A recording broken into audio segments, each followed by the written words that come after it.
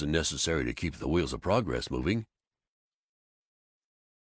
Next day he hired in Graff's place Fritz Wellinger, the salesman of his most injurious rival, the East Side Homes and Development Company, and thus at once annoyed his competitor and acquired an excellent man. Young Fritz was a curly-headed, merry, tennis-playing youngster.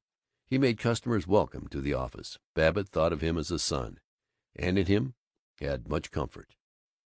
3. An abandoned rice tract on the outskirts of Chicago, a plot excellent for factory sites, was to be sold, and Jake Offutt asked Babbitt to bid on it for him. The strain of the street traction deal and his disappointment in Stanley Graff had so shaken Babbitt that he found it hard to sit at his desk and concentrate. He proposed to his family, "Look here, folks. Do you know who's going to trot up to Chicago for a couple of days? Just a weekend, won't lose but one day of school. Know who's going? With the celebrated business ambassador, George F. Babbitt. Why, Mr. Theodore Roosevelt Babbitt." "Hooray!" Ted shouted. "Oh, maybe the Babbitt men won't paint that old town red." And once away from the familiar implications of home, they were two men together. Ted was young only in his assumption of oldness, and the only realms apparently in which Babbitt had a larger and more grown-up knowledge than Ted's were the details of real estate and the phrases of politics. When the other sages of the Pullman smoking compartment had left him to themselves, Babbitt's voice did not drop into the playful and otherwise offensive tone in which one addresses children, but continued its overwhelming and monotonous rumble, and Ted tried to imitate it in his strident tenor. "Gee, Dad, you certainly did show that poor Boot when he got flip about the League of Nations." "Well, trouble with a lot of fellows is they simply don't know what they're talking about. They don't get down to facts. What do you think of Ken Escott?" "I'll tell you, Dad. It strikes me Ken is a nice lad, no special faults, except he smokes too much, but slow, Lord. Why, if we don't give him a shove, the poor dumbbell never will propose. And Roan is just as bad, slow." "Yes, guess you're right. They're slow. They haven't either one of 'em got our pep." "That's right. They're slow, I swear, Dad. I don't know how Roan got into our family. I'll bet if the truth were known, you were a bad old egg when you were a kid." "Well, it wasn't slow." "Bet you weren't. I'll bet you didn't miss many tricks."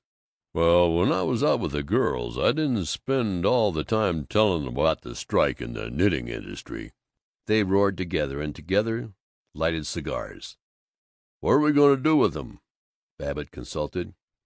"Gosh, I don't know, I swear. Sometimes I feel like taking Ken aside and putting him over the jumps and saying to him, 'Young fellow, me lad, are you going to marry young Roan, or are you going to talk her to death?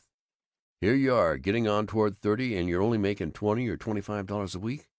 When you going to develop a sense of responsibility and get a raise? If there's anything that George F. or I can do to help you, call on us, but show a little speed anyway.'" "Well, at that, it might not be so bad if you or I talked to him, except he might not understand. He's one of those highbrows. He can't come down to cases and lay his cards on the table and talk straight out from the shoulder, like you and I can." "That's right. He's like all those highbrows." "That's so, like all of 'em." "That's fact." They sighed and were silent and thoughtful and happy. The conductor came in. He had once called Babbitt's office to ask about houses. "Hurry, Mr. Babbitt. We going to have you with us to Chicago? This are your boy?" "Yes, it's my son Ted." "Well, now, what do you know about that? Here I've been thinking you were a youngster yourself, not a day over 40 hardly, and you with this great big fellow." "40? Why, brother, I'll never see 45 again." "Is that a fact? Wouldn't hardly have thought it." "Yes, sir. It's a bad giveaway for the old man when he has to travel with a young whale like Ted here." "You're right, it is. To Ted, I suppose you're in college now." Proudly, "No, not till next fall. I'm just kind of giving the different colleges the once over now."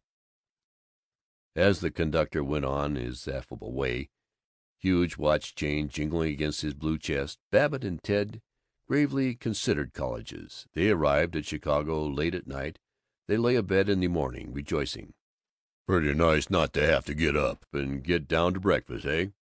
They were staying at the modest Eden Hotel because Zenith businessmen always stayed at the Eden, but they had dinner in the brocade and crystal Versailles room of the Regency Hotel.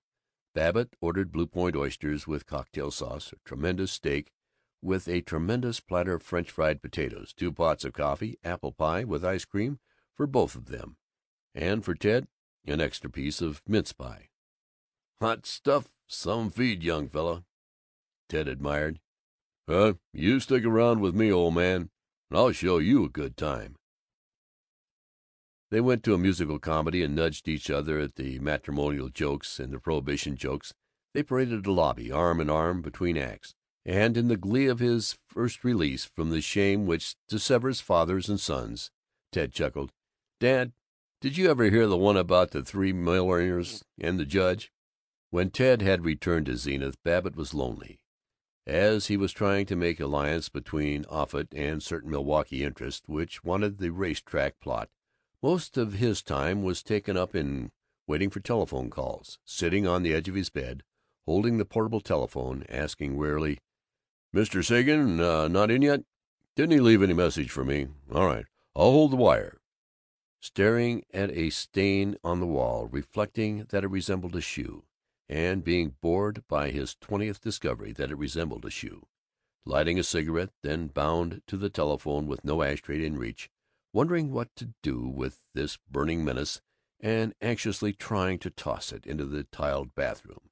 At last, on the telephone, "No message, eh? All right, I'll call up again." one afternoon he wandered through the snow-rutted streets of which he had never heard, streets of small tenements and two-family houses and maroon cottages. It came to him that he had nothing to do. That was nothing he wanted to do.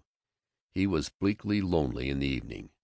When he dined by himself at the Regency Hotel, he sat in the lobby afterward, in a plush chair bedecked with the Saxe Coburg arms, lighting a cigar and looking for some one who would come and play with him and save him from thinking. In the chair next to him, showing the arms of Lithuania, was a half-familiar man, a large, red-faced man with pop eyes and a deficient yellow mustache. He seemed kind and insignificant, and as lonely as Babbitt himself. He wore a tweed suit and a reluctant orange tie. He came to Babbitt with a pyrotechnic crash. The melancholy stranger was Sir Gerald Doak. Instinctively Babbitt rose, bumbling, "How are you, Sir Gerald? 'Member we met in Zenith at Charlie McKelvey's? Babbitt's my name. Real estate." "Oh, how do you do?" Sir Gerald shook hands flabbily, embarrassed, standing, wondering how he could retreat. Babbitt wondered, "Well, I suppose you've been having a great trip since we saw you in Zenith." "Quite. British Columbia and California, and all over the place," he said doubtfully, looking at Babbitt lifelessly. "How did you find business conditions in British Columbia? Or I suppose maybe you didn't look into 'em. Scenery and sport and so on." "Scenery? Oh, capital. But business conditions? You know, Mr. Babbitt, they're having almost as much unemployment as we are." Sir Gerald was speaking warmly now. "So business conditions not so doggone good, eh?" "No, business conditions weren't at all what I had hoped to find them." "Not good, eh?" "No, not really good." "That's a darn shame. Well, I suppose you're waiting for somebody to take you out to some big shindig, Sir Gerald." "Shindig? Oh, shindig. No, to tell you the truth, I was wondering what the deuce I could do this evening. Don't know a soul in Chicago. Wonder if you happen to know whether there's a good theater in this city." "Good?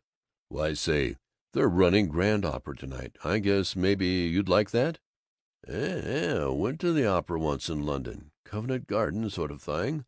Shocking. No, I was wondering if there was a good cinema show." Babbitt was sitting down, hitching his chair over, shouting, "Movie!" "Say, Sir Gerald, I suppose of course you had a raft of dames wanting to lead you out to some soiree." "God forbid! But if you haven't, what do you say we go to a movie? There's a peach of a film at the Grantham. Bill Hart in a bandit picture." "Righto!" Just a moment while I get my coat."